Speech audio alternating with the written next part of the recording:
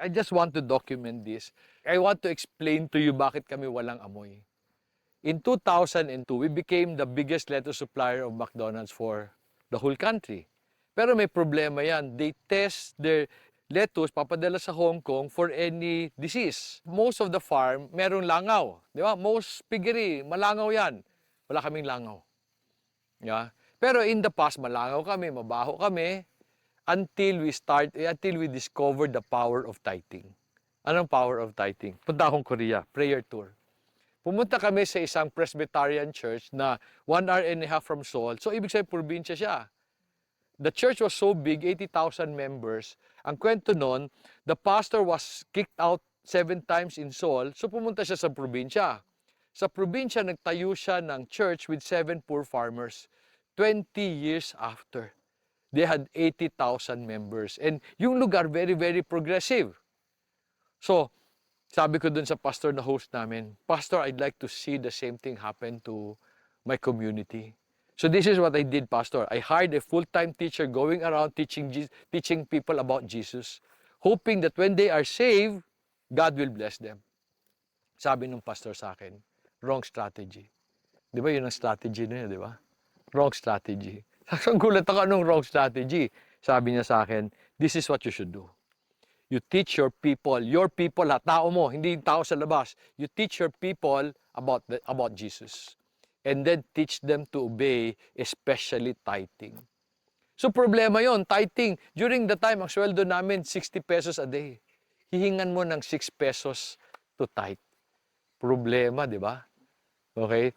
Pero I wanted to try, I wanted to obey. So anyway, I found a way to make them tithe.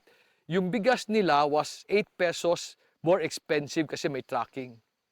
So sabi ko sa kanila, akit ko bigas nyo, libre. So mawawala yung 8 pesos. Bigay mo yung 6 pesos, sa simbahan mo, iyo pa yung 2 pesos. So may kita pa sila. So everybody tithed. Nung nag-tithe, dalawang kwento doon.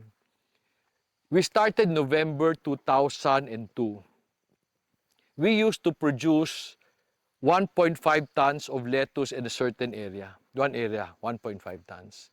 So nagsimula kami ng November, by February, yung tinanim namin ng November, nag-harvest na February. Ang na-harvest namin 8 tons. Same size. Okay? Pero that never happened again. Okay? Nung nangyari lang yon. Pero ang isang nangyari, nawala yung amoy, yung baho at saka langaw namin. Now, what explains that? Let me just read to you Malachi chapter 3. Malachi chapter 3, I'll read to you verse 10 and 11. Verse 11 na lang. Alam niyo yung 10 eh. Sabi ng verse 11, Then I will rebuke the devourer for you, so that it will not destroy the fruit of the ground, nor will your vine in the field cast its fruit, says the Lord of hosts. And all the nations will call you blessed, for you shall be a delightful land, says the Lord of hosts. So since then, wala kaming amoy. So people would come, they're so impressed. Tithing yun. Isa doon tithing. Tinanggal ni God yung peste. Okay? So maraming peste sa buhay nyo kasi hindi kayo nagtatithe.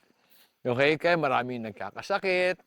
Okay? Dito, walang amoy, walang langaw because God removed. Kasi hindi kami papasa sa McDonald's. Pag merong amoy, merong langaw. So people are confused. Ano ba tong farm na to? Manukan, baboy, hindi nila amoy kasi hindi mo maamoy eh. Okay? Wala kang maamoy. So that's the power of obedience. I guess hindi ang message ko hindi lang tithing, obedience. The reason why many Christians are struggling, including pastor, is because sa inyo obedience is an option. 'Di ba? Like for example, yung mga magiging misis, yan magiging kanyan, mga obedient yan sa simula, very submissive ba? Okay, very submissive yan. Okay? Later magsa-struggle yan. Because it's a natural struggle for wives, no? Tapos sabihin ni Faith o ni Jenny in the future, sabi ni Lord, hirap mag-obey. Pwede bang bukas na, Lord? Anong sabi ni God sa'yo? Pwede. Pero yung blessing mo, bukas na rin. So you deprive yourself of blessing because you hold on to your to your obedience, you delay it. So the blessing is also delayed. Akala nyo it's optional.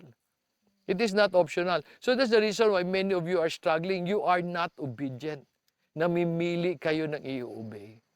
Tapos meron pa, partial obedience is also disobedience. The weakness of the church is not trusting the Lord. The weakness of the church is obeying the Lord. Akala nyo optional. Kasi sabi nyo faith plus nothing. Hindi nyo naintindihan na obedience is inside faith. Yeah? Oh, faith without. Pero, ang faith means you trust and then you obey.